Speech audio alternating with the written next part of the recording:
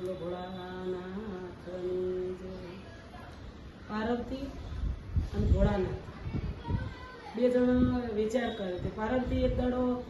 હટ ચાલે કે આ બધા દેવી ને દેવતા ના બધા કશી બધો ચેવો ચેવો હારા હારા ચેવો અસલ મંદિર ને એકલા મહેલ અને ઈમો ઋષિ અને આપણે બે તો બસ આરે આ જે પર્વત છે એકલા કૈલાસના ડુંગરા છે એમાં આપણે રીજીએ છીએ તો જેમ કોઈ મને જીવ ન થાય કે હું એ હારા મહેલમાં રહું હારા મંદિરમાં રહું એવો મને જીવ ન થાય તે તમે ગમે એ કરો પણ મને તો મહેલ સણાવો કો તો મારા માટે હારી નગરી ગમે એ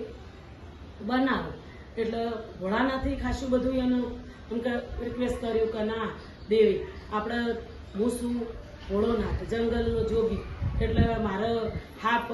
ગળે લટક પછી મારા ભૂતળોનો સાથ હોય પછી શમશાનમાં મારે રહેવાનું હોય એટલે આપણે મેળ સણા એ મેળ આવે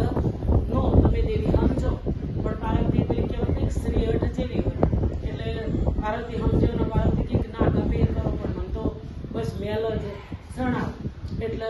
ભોળાનાથ કે હા તાણા શ્રી હઠ શકાય માનવાનો તો શ્રી નહીં પણ એના કિસ્મતમાં હશે તો હોનાની નગરી કરશી કે મેલ કરશી કર્મમાં હશે તો રહે પેલી કહેવત નહીં કે તમારા કર્મમાં જેવું હશે એવું તમે રળી ખાઓ બરોબર પણ તમારા કિસ્મતમાં હશે તો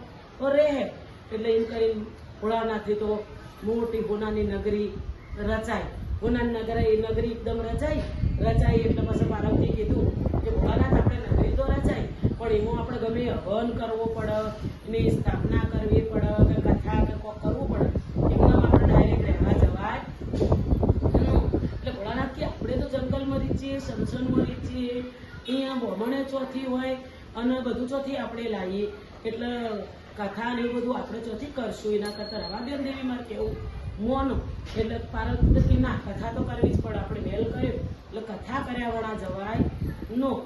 એટલે પછી કે હા વેણો તડકે કરાવો એટલે કે જંગલમાં બ્રાહ્મણ પણ ચોથી લાવશું એટલે કે જંગલમાં આપણા રાવણ છે એ રાવણ બ્રાહ્મણનો દીકરો જ છે એટલે રાવણને બોલાવીને આપણે હવન ને કથા ને બધું કરીએ એટલે કે સારું કામ આ તો રાવણને બોલાવી અને કથા ને બધું જે વિધિ થતી હતી એ બધી વિધિ આદરી એટલે પછી કીધું કે ભાઈ તમે વિધિ આદરી એટલે તમારા જે મોઢા માગશો તમે જે દક્ષા એ તમને મળશે એટલે રાવણ કે સાચું મારા મોઢા માજી જ મળશે ને એ કહેવો તમારા મોઢા માજી જે તમે કહેવો દીક્ષા એ તમારા મોઢા માજી મળશે પછી તમે ફરી તો નહીં જાઓ એમ કે મોઢા માજી તમે કહો છો તો મોઢા માજી ચાલવું પડશે પછી ફરી જાતા નો એટલે ભોળાનાથે કીધું ના ના હું કરું ન તમે મોઢે માજી જે નામ કહેવો એ આલ્યો તો રાવણ કે મોઢા માજુ ખરું પણ આજ ના જ મને હાલ દેવું પડે કે આજ ના ચાલશો બીજું શું કે ભોળોનાથ કે આજ ના તમને આપી દેવું તમે એટલે કે હારું થાય આ તો બધી વિધિ બધું પરિપૂર્ણ બધું થઈ ગયું સરસ શાંતિથી અને રાવણે ભોળાનાથ પાસે જઈને કીધું કે લાવ ભાઈ હવે દીક્ષા એટલે કે માગો તમે જે માગો એ હું આપું એટલે પછી તો રાવણ તો કે તાણીમ કરો એટલે કે હું કે હોનાની નગરી જે રચાઈ એ મને આપી દો એટલે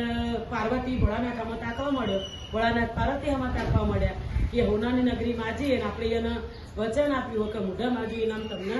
દીક્ષા આપશું એટલે હવે એમાં પાછું ફરાય નો હોનાની નગરી માજી હોય તો આપણે આપવી તો પડે જ એટલે કે ભોળાનાથ કી તમને હોનાની નગરી આપી એટલે ભોળાનાથ કી ચલો પાર્વતી આપણે જે કૈલાસના ડુંગરા હતા એ જ કી હેડો પછી પાર્વતીએ વિચાર કર્યો કે કોઈ દાડો આપણે આવી રીતે હઠ કરી અને આવી હોનાની નગરી મગાય નહીં આપણા કિસ્મતમાં નથી તે હોનાની નગરી આપણે રી નો એટલે આપણા ડુંગરા જે છે બરાબર છે અને ભોળોનાથ જો બેહાઈ એમના પહેણ જ બેહાય બોલો ભોળાનાથની